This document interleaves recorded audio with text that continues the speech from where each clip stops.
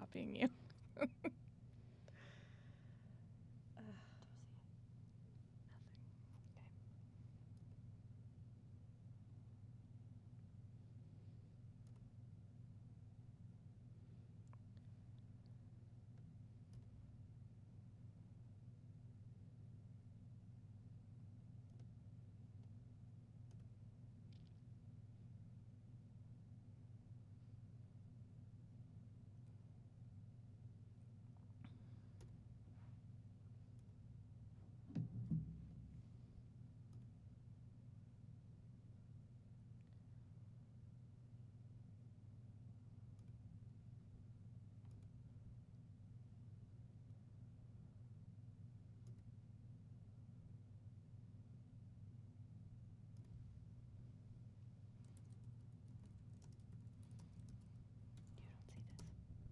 Mm-mm.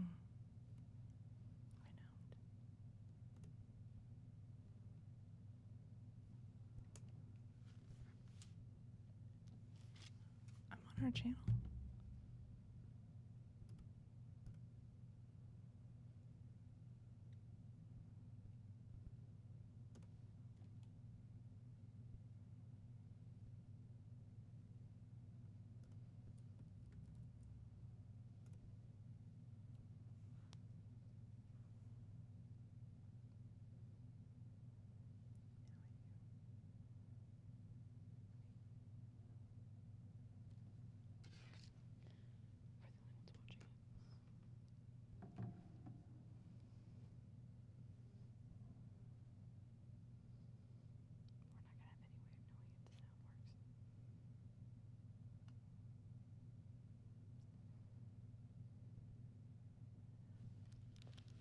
If you start talking, I'll walk outside with my lap or my iPad.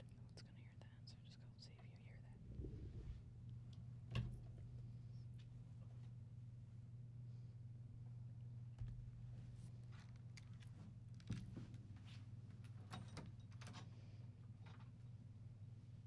Hello, everyone. We are so glad you're here.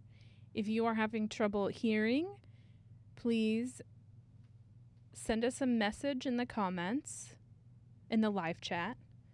We are getting ready to begin, and we are so glad to be here and be starting the fall semester webinar series with all of you.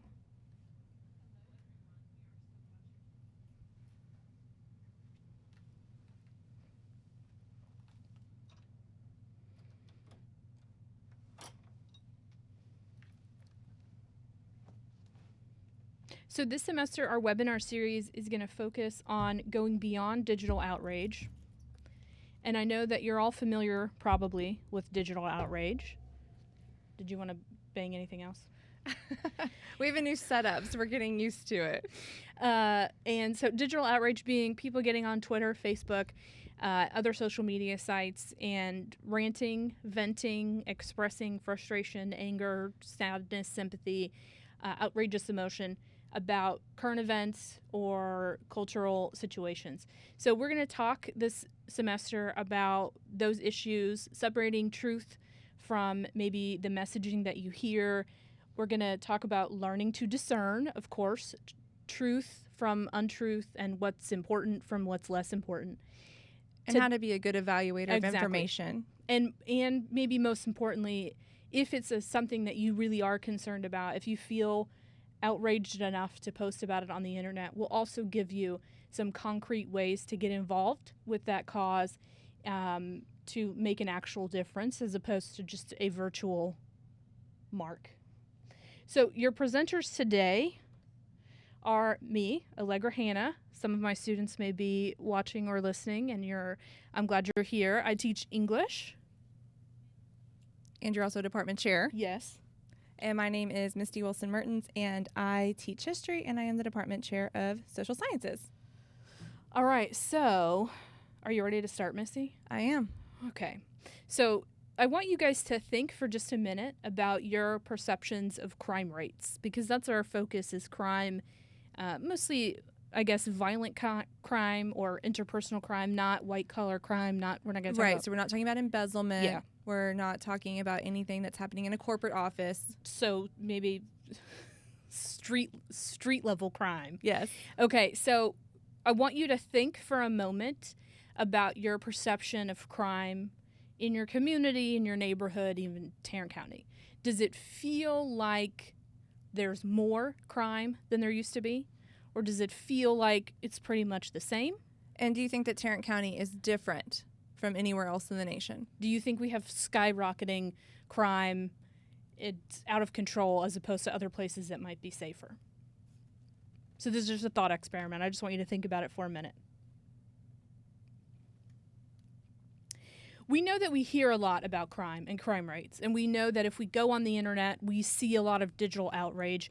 We see tweets from people, we see Facebook posts where they say crime rates are increasing, there's a crime wave happening, there are these big problems that we need to be worried about. Those come from individuals, and they come from news sources. And these are designed to make you feel like things are more dangerous, right? Well, and we talked when we were deciding what to do this semester with our webinar, we talked about the idea about noise around certain topics.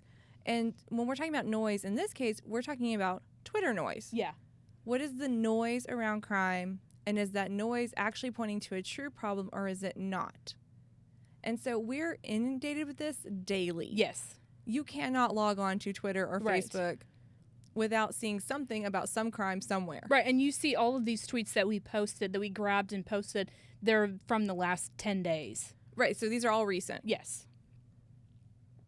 But the truth is that crime rates are not skyrocketing, even though that may be what you hear, or that may be the impression you get from the news that you watch, or it may be the impression you get from conversations that you have, or from your general feelings. But as you see, the crime rate is not high. It's actually at historical lows. Historic lows. Lower than it's been Since at least the 1990s. since at least the 90s. Yes. And the 90s were a peak point. Yes. But so we're at historic lows. the chart on the left is the percent of people who say there is more crime than there was a year ago. And so as you see, that's a lot of people, right? That's more than half of the people think there's more crime now than there was a year ago. And this chart on the right shows violent crimes per 1,000 persons. And as you see, since 1993, it's just been going down. And there are years where it goes up and there are years where it goes down, but you see that it is much lower than it was in the 90s. But interestingly, as it keeps dropping lower, our perception do not match. Yeah, we have an inverse relationship here. Exactly. So violent crime in the U.S. has fallen sharply over the past 25 years. And it's not, it's a little bit down. It's fallen sharply. You saw that line on the chart. It's a very downward line. And there's a lot of different reasons for that. Yes. But overall, the grand total of it is historic lows, like we said, and that you are much safer today, generally speaking, than you were 30 years ago. Yes. Violent crime in the U.S. peaked in the 1990s. Again, historically, sociologically, anthropologically, economically, lots of reasons and lots of academic debates and conversations about why it peaked then and why it's gone down ever since then. But the truth is, it's gone down. In our 30 largest cities, crime rates remain at or near historic lows. So we're not just talking about sometimes in some places. If you think about the 30 largest cities, they're at lows. And that's also showing us that we're not using rural areas to lie with statistics. Yes, yes. And on average, in lots of places, crime rates are half of what they were in 1990. Half. That's a lot. Yes. Or not a lot. And the crime rate in Tarrant County has been stable for at least a decade. So there aren't lots of changes from year to year, and there haven't been since 2009. I did cite my sources there at the bottom. So this is another chart with, I don't know why they use these brown colors. The Pew Research just does not believe in pretty charts. They just don't. They could use like a magenta or a blue. No, they got brown. But they have brown and then a different shade of brown. So trends in U.S. violent crime and property crime, we're not going to spend a whole lot of time looking at it because I don't know that this is necessarily super interesting. But the point here is that all of these lines are going down. Right. So for different types of crime across the board, again, we're just showing more evidence. Yeah. And from different sources, the FBI and the Bureau of Justice Department? Yes. That it's down. Yes. So again, we're not lying with statistics. We're not picking one source and cherry picking our information. Right. And the truth is, you see in the last few years, there have some ups and downs, but the highest peak here is still much, much lower than 1993. Than even something in 1993. And this is local crime. So these are going to be a little uglier to look at, less flashy because these are from Tarrant County law enforcement agencies. But you can see, and also they're not very well-made charts necessarily, but in 2008 we had 86,000 crimes, and in 2016 we had 63,000. So a lot less, even in the last 8 years. Right. Yeah. So public perception does not match the data, right? We've seen that. And that's nationwide. That's not just in Tarrant County. People think or feel like it's out of control, it's going up, what are we going to do, we're all in danger, but that's not really the truth. So as the crime rate goes down, the trend for people reporting that there's more crime goes up. Because, like as you say, there's an inverse relationship. Reporting that they believe there's more crime. Believe, yeah. So we're not talking about reporting of crimes. Yes. Yeah. Even or especially when it's down, people say, I feel like it's up. So we're going to talk today about why perceptions don't match reality, a little bit more about what reality is, where you can find reliable information if you're ever thinking, I wonder what the crime rate really is. And then we're going to talk about if you're worried about or invested in community safety or keeping violence out of your community, some resources that you can consult and some places that you can spend your time or your money or both to make your community an even safer place.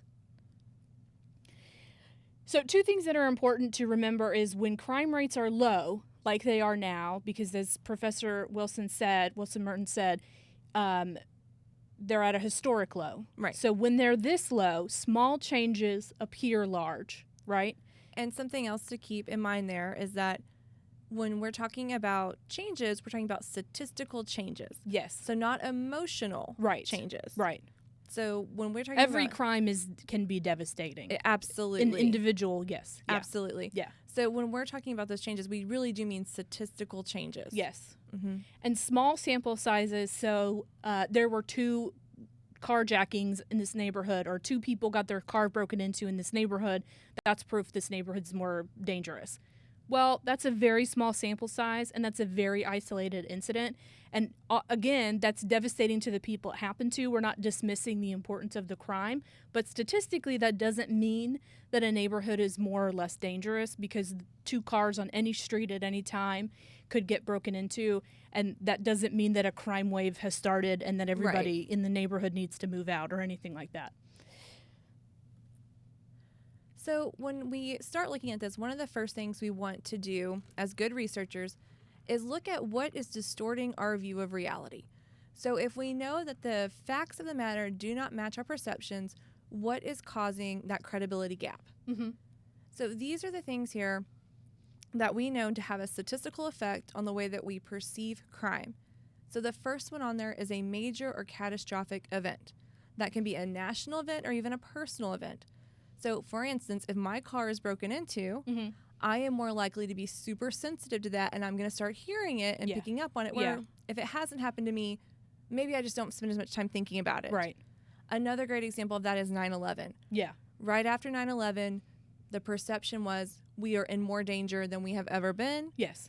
Even though, again, statistically speaking, that was not true for the majority of Americans. Right. People who are living in Fort Worth were not in any more personal danger September 12th than we were September 10th. Statistically, yes. Statistically. But, I mean, of course, we all know why it felt like everything was more precarious. Right, and you can't discount the emotional effect of that. So then the next thing that we see is that exposure to television and to news increases our perception of crime. So this is interesting because what you're telling me is exposure to information makes me more likely to be wrong. And the cutoff that this research found, Gallup polls if you're interested, was 2.5 hours of television and news watching a day is where that tipping point is. So if I watch under 2 hours, I'm well informed. If I watch over 2 hours... No, this has nothing to do with being well or not well informed. Okay, so if I'm under 2 hours, then I have a more accurate perception. Right. But if I watch more than 2 hours per day... Right. Well, then, of course, I think it's dangerous because that's a lot of messaging in one day. Because you're having it in your face all day. And you might be hearing about the same crime over and over and over again. The best example of this is the Casey Anthony coverage. Yeah. That was on all day, every day for, 3 months? On every channel, yes. And so if that's all you're watching all day, you could have this belief that there's people are kidnapping children all the time. Epidemic. Yeah. And it's a one specific case. Well, and that's also interesting because it was a major case, then it attracted conversations of similar cases. Right. So people commenting on the Casey Anthony case on the news or on commentary shows, they would bring up other similar cases to draw out the ratings. So it made it seem like there was an epidemic. Well, and those television channels have 24 hours they need to fill. So they are going to... And the world's just not that exciting of a place. Right. Constantly kind of rehash the same things. Yeah. And then the next thing on there is geographic location. So this can mean a bunch of different things. Does it mean people in Texas are smarter? Sometimes. Okay. But this can mean if you're living in a very big city, you might be more aware of crime. Yeah. Because it's more likely you might encounter one. Okay. Or it might be in your local paper. Sure. Where if you're living out in, I'm just going to pick a place, Hyco, Texas. Okay. Maybe you're not as concerned about crime because maybe there's not as many people in your area to commit a crime. Sure. Or a different kind of crime. Yeah. The other thing about geographic location, and I thought this was super interesting when I was reading it, is where you're at in the country determines how you perceive crime. For whatever reason, the Great Lakes region believes that we are in constant danger all the time. I wonder why. I don't know, because that really surprised me. I thought that would be a safe area. It's just cultural, I guess. Yeah. Yeah. But the the East and West Coast, even though there actually is statistically more crime there, they thought about it less. Yeah. There's beaches to distract them from the problems of the world. And then the last thing that's on here is educational achievement. And this is the chart I'm actually showing you guys here. So that orange color is the actual crime rate. Okay, so the lowest line is the actual rate of crime. Rate. Okay. And then the colorful lines are where we perceive the crime rate to be based on what level of education you have. Oh. So you can see there that a college postgraduate, so you've gone on to do something beyond just your bachelor's degree. Most accurate. Was still wrong. Still wrong. But most accurate. Closest yeah. And then a college graduate is the next one. And then some college, and then just a high school graduate is the top one. I wonder what happened in 2009 because everyone had a higher perception, but the actual line was going down. Yeah, so that's just an interesting year to isolate and to look at 2009. Everyone, including people who had graduate degrees in college, said, feels like there's more crime. But really, the line has gone down from 2008. So our perceptions in reality don't align. But what you're telling me with this chart is the more education a person has, the closer to accurate their perception is. Right. And part of that is being able to discern. The information that they're reading and to be able to tell truth from fiction. Yes. But also truth from amplified truth. Yeah. So what's important versus... So crime stories that you read about are true, but are they as statistically significant as the news wants you to believe? Probably not.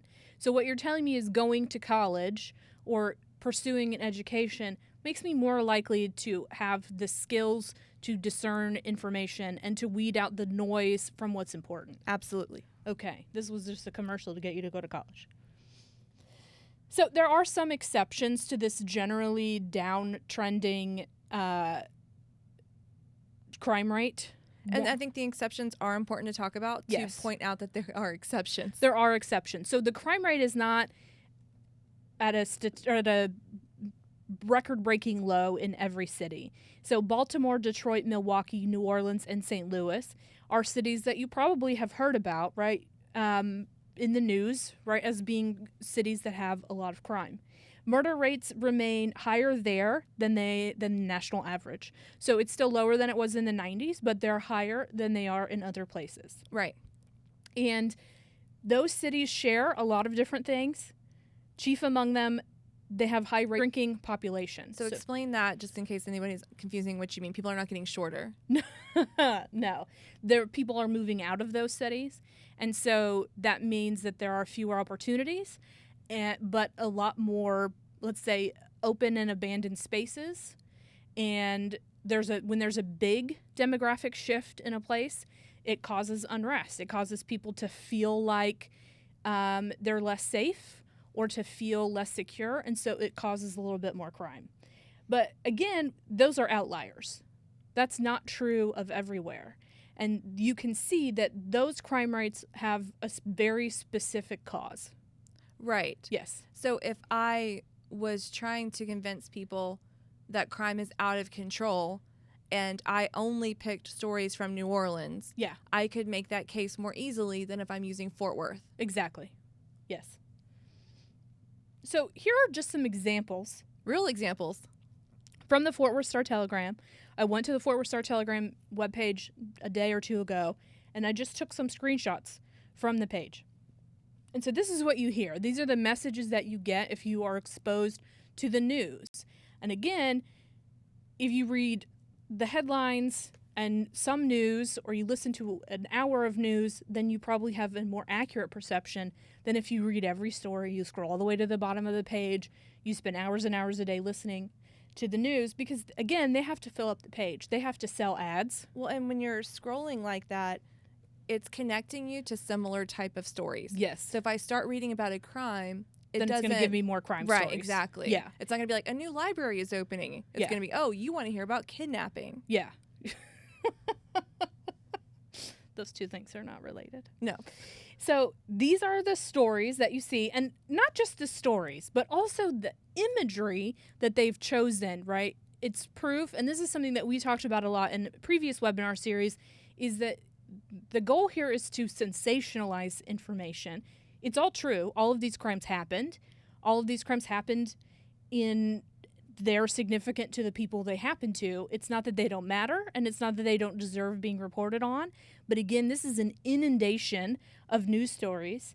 Well, and we're selling it as the most scandalizing way we possibly can, right? So we have the flashing light pictures, we have the mug shots, we have headlines that are phrased in ways that make us want to click on them. And so instead of saying, local teacher saves 20 puppies. Right. It's manager of strip club shot in the leg. Right. And that one, and specifically, like, that could have nothing to do. Yeah, he was driving down the highway and he got shot. Why do you need to tell me he's the manager of a strip club? Because it makes it more interesting to click on. Right. So these are, again, they're all accurate. No one's telling you that the Fort Worth Star-Telegram is making this up, but they do need to get you to click on the page. And they're not going to get you to click on the page by saying, everything's going pretty good, you guys. It's going fine. It's cool. That's not going to get you. That's not going to get you to click on the page. So another common misconception that people have about crime is that immigration has a large negative effect on the crime rate. Whether legal or illegal, the idea is just immigration itself affects the crime rate. Okay. And sometimes you hear immigration and sometimes you hear illegal immigration. Both of those are common misconceptions about immigration and crime. And so we're linking, I've named the article here if you want to go read the whole article if you're a person who wants to do that. But the quote here is that researchers looked at the data in 57 different ways, and there is not any relationship between illegal immigration and crime. They concluded not only does illegal immigration not increase crime, but it may actually contribute to the drop in overall crime rates observed in the United States in recent decades. What do you think about that? I think it's really interesting, and I think this may be actually an example of statistics misrepresenting information, but in the other way. Yeah. Because if you have somebody who is an immigrant without papers, they're less likely to report a crime. Yes. Because they don't want to come in contact with those authorities. Right. So it might be in some of these cases that the crime rate is actually not dropping, but it's the reporting. The victims are less likely to report the crime. The reporting of the crime is dropping. Yeah. And so if you like charts and graphs, here's a chart and graph. The pink line, those are better colors for you. Yes. So the pink line is native-born U.S. Americans. The yellow is undocumented immigrants, and the blue is legal immigrants. So you see legal immigrants are the least likely statistically to commit a crime, and native-born Americans are the most likely to commit a crime. So hopefully that helps with the misperception. So another thing to think about when we're talking about crime is who the victims of crime statistically tend to be. Right. Because if you read a lot of these news stories or you're watching a lot of television, it makes it seem like any random person can be and is likely to be it could attacked. be you. And so there's stories like 3 things to do to avoid being attacked, like to make you think that you're a likely suspect or a likely victim. Right. So these are the people that are actually statistically more likely to be a victim of crime. So first off, teenagers, and when we're talking about young adults, we're saying up to the age of about 24. Yeah. Those are most likely to be involved. And as victims. Yeah. Or actually as perpetrators. Yeah. And the reason that those people are victims is because their peers are perpetrators. Yeah. So being one puts you in close proximity to another. Yeah. Males, much, much, much more likely than females to be victims here. Especially of a violent crime, which again, if you're reading a lot, if you're watching a lot of news, that feels like it's wrong. Yeah. And I mean, it would be interesting to see the data broken down by what type of violent crime, right? Right. No, I'm going to guess if we're talking about domestic violence, that would shift the conversation. Sure, absolutely. But this is also including like fighting. Yes. Just being attacked at your school, those kind of things. Yeah. People who have a mental illness or cognitive disabilities are likely to be victims of crimes because they can't report it, or it's harder. More for them. likely, not likely. Yeah. And then people in marginalized populations. So that could be LGBTQ, that could be people of color, low socioeconomic status, any of those marginalized groups more likely than people outside of that group to be a victim of a crime. Because they have less social capital and less power, and so they're easier to commit crimes against. And again, some of those people are less likely to report even when a crime does occur. Or less likely to Seek pursue help. something. Yeah. So those are the more likely victims. But again, as we are telling you, as we're telling you, nobody is likely to be a victim of crime. Right. But these are people who are more likely to be victims of crimes. So we're going to talk for a minute about politics and perceptions. Because while the news sensationalizes things and social media is driven by its users, so whatever people are choosing to post and repost and comment on and focus on, that's what gets the most attention. So the news is a source of misperception or misunderstanding because it's trying to get ratings and get viewers and attract attention to the most salacious stories. Social media is a source of misinformation because, number one, it's not vetted. So a person, there's no gatekeepers. There's no gatekeeper. So a person could make something up or post something that's not true, and then it could get a lot of traction and get reposted. And because people, users, are deciding what gets promoted to the top by liking it and reposting it and retweeting it. The other source of misunderstanding is politicians. And I will say, on the first couple of examples we listed there of misperceptions, some of those are unintended consequences, right? Oh, yeah, absolutely. So the news is not trying to make you misinformed. They're actually trying to inform you, but maybe they're doing it in a bad way. Yes. People on your Facebook feed are not trying to mislead you. Yeah.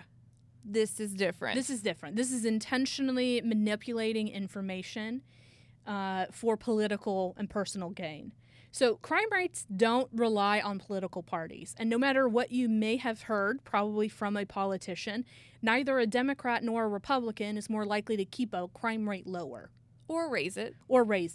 So crime rates go down in places like Dallas and San Diego, where they go back and forth between having Democratic and Republican mayors. Crime rates go down in Chicago, where they have really only had Democratic mayors since the 30s.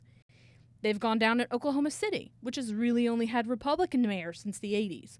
So it's not like if we get one political party into an office, then it's going to have a big lightning bolt effect on the crime rate. That's just not true. Someone just commented on the Popeye's chicken sandwich. Okay, so it's in a politician's political interests to create the perception that crime is on the rise.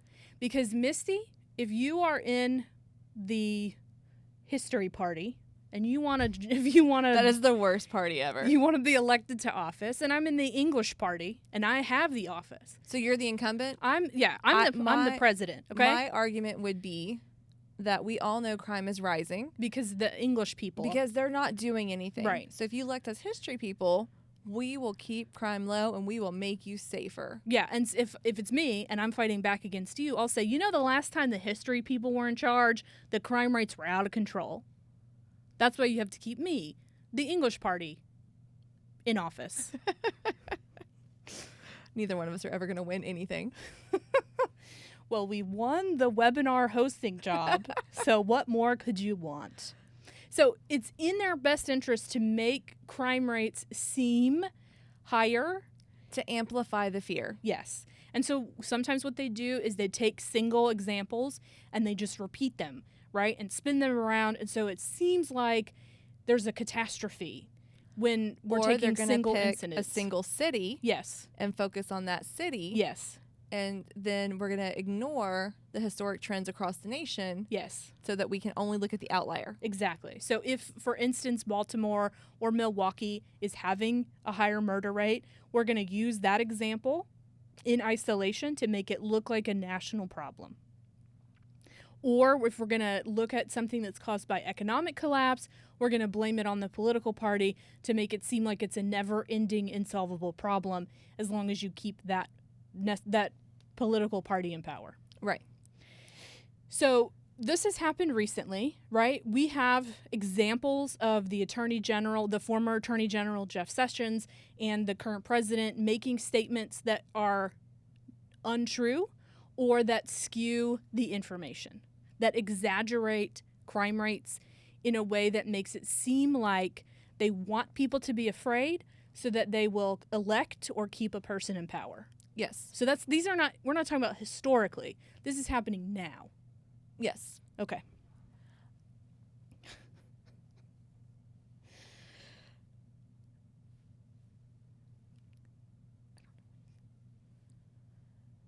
So, Allegra, why does all of this matter? It doesn't. Great. Give up now. Just kidding. So, here's why it matters. Because you might say, okay, so people believe crime rates are high, but crime rates are really low. Who cares? But it does matter, right? Yes, absolutely. So one reason it matters is how you understand the world influences how you vote, who you vote for, whether you vote. Exactly. Where you dedicate your resources, including your time, and what you talk about. And in the slide, Sarah says what you rage about online. So if you believe or perceive something, that is going to influence your decision to go to vote at all and who to vote for. It's going to decide where you spend your time and money. Or where your community spends their time and money. Another reason that it matters is we have in our country a lot of people in prison. And I don't know if you know that, Misty. We have a lot of people in prison. At a higher rate than almost any other place on the planet, we have a lot of people in prison. And most research tells us that the high imprisonment rate is not making us safer. So the crime rate isn't going down because we've put everyone in prison. But if people feel like the circumstances around them are unsafe, if people feel like crime rates are really high and everyone's in a lot of danger, then people are less likely to vote or work for reform to criminal justice. Because if I feel like we're in constant danger, why would I ever spend time on getting people out of prison? Does that make sense? Right, because it would be like you're releasing more criminals into an already very dangerous world. Exactly. even though keeping people in prison for long periods of time isn't proven to necessarily keep communities safer. Exactly.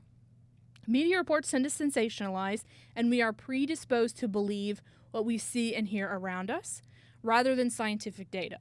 And the more you hear it, the more likely you are to believe it. Exactly. So you don't maybe believe it the first time you hear it. Yes. But by the 50th time, oh, well, yeah, everybody knows that. Yeah, exactly.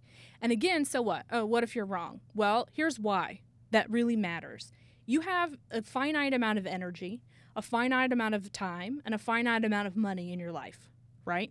Yes. So do you want to spend it based on bad information, or do you want to spend it focused on what's really going on? That's the question you have to ask yourself. You have this much time, this much money, and this much energy in your life.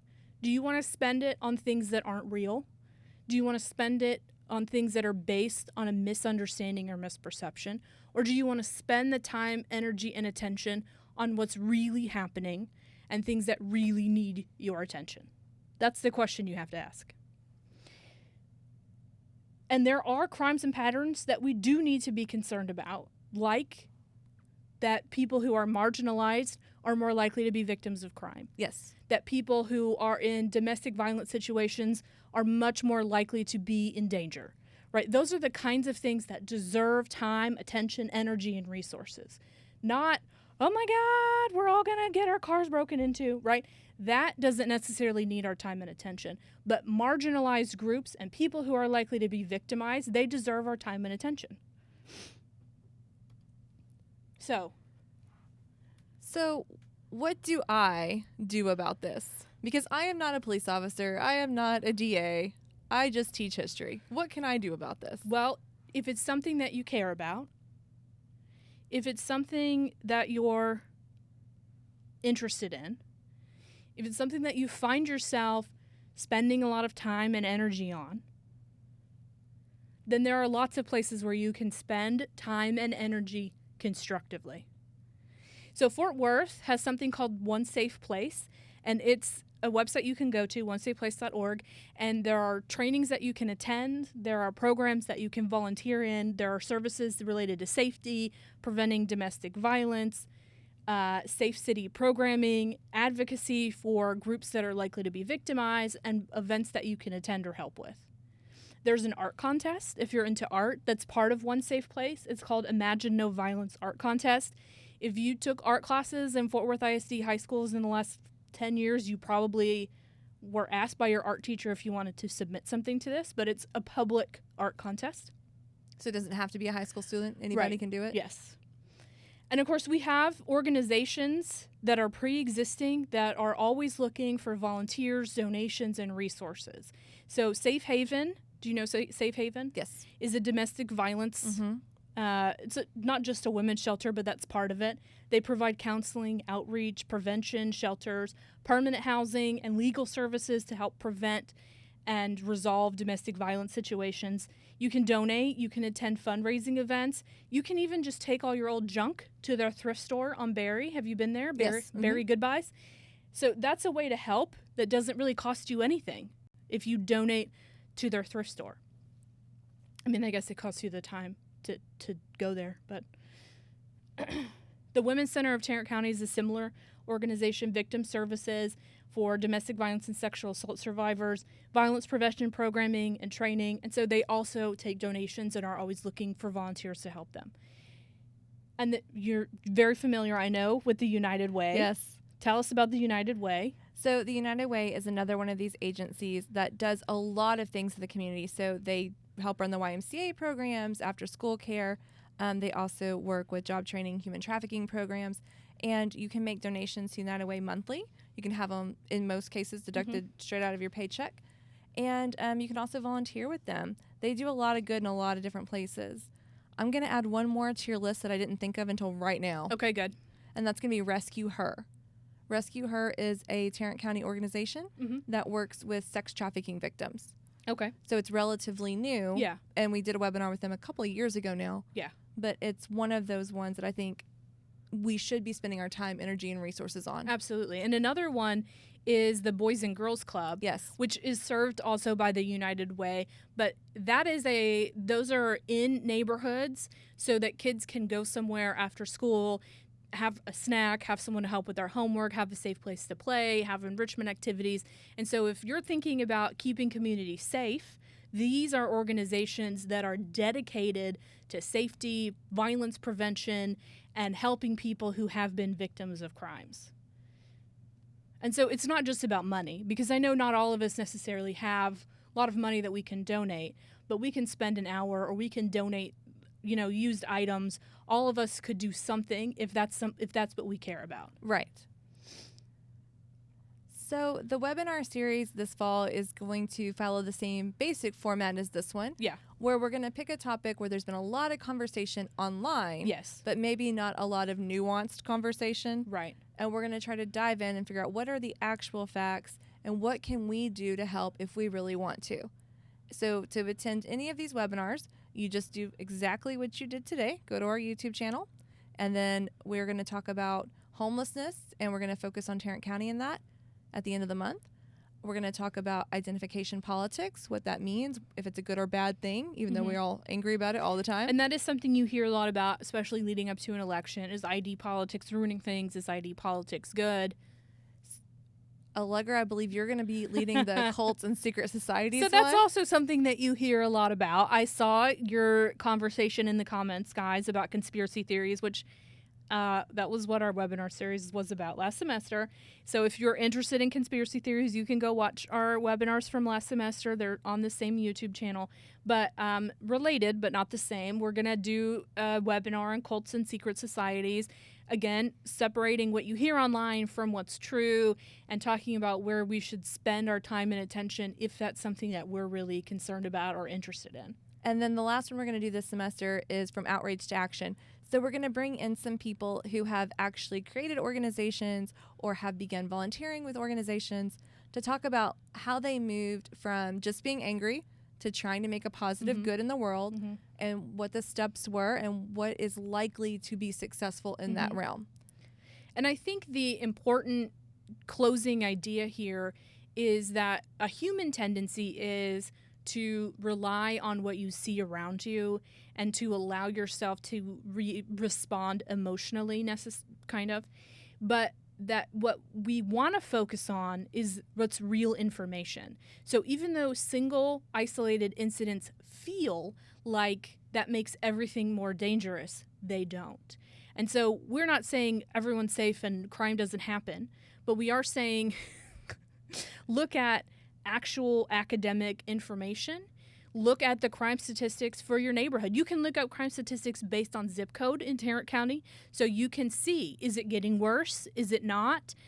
Don't just look at how many crimes were committed last week, because that may be the same for 100 weeks prior. Right, and you could have one really bad week. Exactly. That skews your perception. And if you just look how many crimes were committed last week, if it's 50 in your zip code, that feels like a lot, but maybe it's been the same since you moved there, And the other thing that we want you guys to do is not just with crime, but overall be good consumers of information. Yes. And learn how to tell, what is truth and Yes. what is amplified Yes. truth. Yes. Because none of this is fiction. Yeah. It's just a distortion of reality. Yeah. So I like a lot of what you guys are saying in the comments about what motivated some misinformation. I'm also glad to see someone's excited about the Cults and Secret Societies webinar, because that's going to be really fun for us to talk about. So if you have questions, you can post them here, or you can send them to us later. But I'm sure your number one most important question is, how do I get credit for attending? Where's that extra credit, though? So if you were sent here by your instructor, then hopefully your instructor's offering you extra credit for attending. Or real credit in some classes. Or, yes, if you're in Professor Wilson-Mehrtens' class, then you are getting real credit, not extra credit. My students in my class is Miss Hanna. They're getting extra credit. So to get the credit that you may be receiving, once this video is finished, once we're done talking and it's over, a link will appear in the comments or in the video description underneath it. That will take you to a Google survey. You fill it out and you will... So you need to know your name, Hopefully you know your name. Student ID number. You need to know your instructor's name and the class you're in. And if you have both of us as instructors, list both instructors. So you can list as many instructors as you have who told you that you could get credit, or list them all just to see what happens. And then you'll be asked a few questions about what we talked about to make sure that you were paying attention and understood the material. And if you correctly answer all those questions, then your information gets sent to your instructor. We also leave a spot at the bottom for you guys to tell us anything you want us as presenters to know. And if you have any ideas you would like to see in future webinars, that's a great place to put it. And we do read every single one of them. We do, absolutely. So tell us what you liked and what you'd like to see in the future. So I don't see any questions, which is great. But if you have them, let us know. So we will see you on September 25th for the last thing I forgot to say about the survey is it's active for 48 hours from now. So this is a Wednesday at 3 p.m. So Friday at 3 p.m., that survey link's going to go away. It will no longer be active. If you're watching this after that, you're going to have to talk to your instructor about if you can still get credit and how. Mm-hmm. Okay, so we'll see you on September 25th for a webinar about who are the homeless. And that's going to be led by economics professor Angie Thurman. Yes. So we look forward to that. And until then, have a great semester.